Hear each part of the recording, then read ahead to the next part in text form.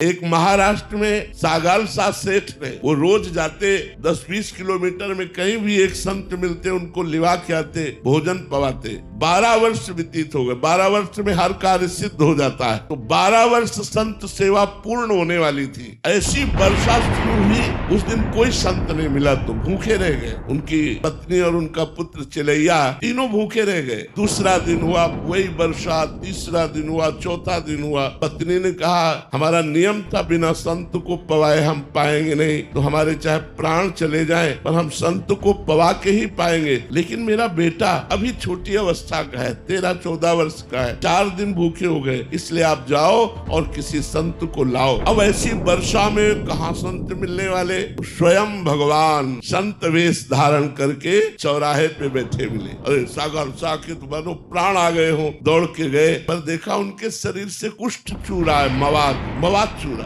पर तिलक लगाए हुए संत वेश में साष्टांग दंडवत किया। कहा भगवान हमारा व्रत था, बिना संतों को भोजन पवाए हम पा नहीं सकते। 4 दिन हो गए, हमारे परिवार में किसी ने जल भी नहीं पिया। आप चलें और प्रसाद पाए और हमारे परिवार के प्राणों की रक्षा हो जाए, हमारे नियम की पूर्ति हो जाए। उनका हाँ चल सकते हो, लेकिन मैं चलने लायक नहीं हूँ, मुझे कोई अपने कांधे पे ले चले। तो उनका आओ प्रभु मेरे कांधे पे बैठो। उनका नहीं, एक आदमी तो मक्खी उड़ाने के लिए चाहिए ना, अपनी पत्नी को लिवा के लाओ। गए, घर में पत्नी से कहा, पत्नी आई, जे ही वो बीभत्स रूप देखा, यहाँ घाव मवाद चूरा है, और उसके मन में आया नहीं संत के प्रति दोष दर्शन नहीं करना, मुझे संत सेवा करनी, इसलिए बैठा ला। अब वो इतनी दुर्गंध भगवान ने बढ़ा दी कि दोनों पति पत्नी छोड़कर भाग जाए, लेकिन गोविंद गोविंद गोविंद एक एक कदम भगवान नाम जप करते हुए घर पहुंचे। उनको स्नान कराया, चंदन लगाया। तो उन्होंने फिर खीर